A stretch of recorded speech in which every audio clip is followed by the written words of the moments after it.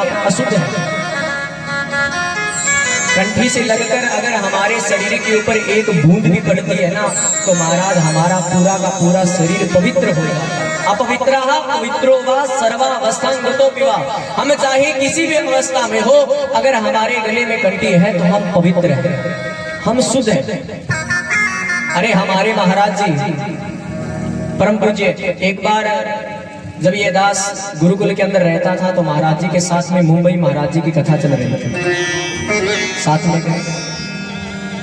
महाराज जी कभी भी किसी के हाथ का स्नान करने के लिए जल नहीं लेते थे, कभी भी किसी के हाथ का पीने के लिए पानी नहीं लेते थे, कभी भी किसी के हाथ का बना हुआ भोजन नहीं खाते थे। वो भोजन बनाने के लिए महाराज विद्यार्थियों को अपने साथ में रखते थे, जिसके गले के अंदर कंठी होती उसे साथ में रखते थे। एक बार क्या हुआ कि जिसने महाराज जी की कथा रखवाई थी मुंबई के अंदर, उसने क्या किया, ब्राह्मण था वो भी, यज्ञोपवीत उसने धारण कर रखी थी, शिखा थी, तिलक था, संध्या वंदन करके आया और महाराज पीतल की बाल्टी को अच्छी तरह मिट्टी से साफ करने के बाद में उसके अंदर जल भरा और जल भरने के बाद में महाराज जी के लिए स्नान के लिए छोड़ दिया। महाराज जी आए, अरे बेटा ये जल किसने डाला? मैंने कहा महाराज जी जो आपके शिष्य जिन्होंने कथा रखाई है श्रीमान जी ने डाला। और तो महाराज जी चिल्लाने लगे, अरे इस जल को बिखेर दो, बाल्टी को पुनः साफ करो, पुनः जल लेकर आओ इसके अंदर। मेरी बात समझ में नहीं आई, ब्राह्मण है, स्नान करके आया है, संध्या वंदन की है इसने, गायत्री का जप इसने किया है, बाल्टी को मेरे सामने, पीतल की बाल्टी है, इसको अच्छी तरह मिट्टी से मेरे सामने इसने मांजा है, फिर भी महाराज जी ने ये जल बिखेर दिया। कारण क्या है? स्नान करके आए महाराज जी, बैठे जैसे पूजा कर रहे थे, मुख चिंतातुर था मेरा। महाराज जी ने, अच्छा साधु संत महात्मा वही होते हैं जो अपने शिष्य का मुख देखकर बता दे कि भैया इसके ऊपर क्या करना, क्योंकि साधु वही होता है। साधु केवल भाव का भूखा होता है, ना कि धन संपत्ति रुपया पैसा का।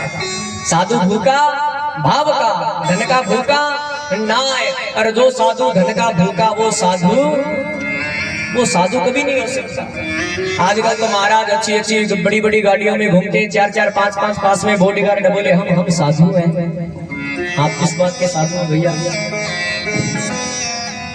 मुख चिंता करता महाराज जी बात समझ गए।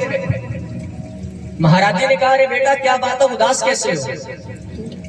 मैंने कहा महाराज जी मेरे ये बात समझ में नहीं आई, सब बात बताई। तो महाराज जी कहते, बेटा तेरे को पता है कौन सी बात? बेटा वो ब्राह्मण तो है, संध्या वंदन भी करके आया, स्नान भी करके आया, परंतु उसके गले के अंदर तुलसी की माला नहीं है। क्या नहीं है? तुलसी की माला नहीं है। चाहे उसने कितनी भी संध्या वंदन किया हो, कितना भी पूजा पाठ जप तप किया हो, यज्ञ पवित्र धारण करने वाला हो, तिलक धारण करने वाला हो, शिखा रखने वाला हो, अगर उसके गले के अंदर महाराज तुलसी की माला नहीं है तो उसने संध्या वंदन स्नान करने के बाद भी वो अपवित्र है। क्या है? पवित्र नहीं, अपवित्र है। अरे बेटा अगर हमारे गले के अंदर तुलसी की माला है ना, और अगर हमारा अंत समय आ गया और हम अगर बाई चांस भगवान का नाम हमारे मुख से नहीं निकला, अगर गले के अंदर तुलसी की माला है तो चिंता मत करना, सीधा बैकुंठ जाएंगे। कहीं भी रुकने वाले सीधा बैकुंठ। अच्छा एक बात बताओ, मरने के बाद में व्यक्ति के मुख के अंदर तुलसी के पत्ते छोड़ते कि नहीं छोड़ते?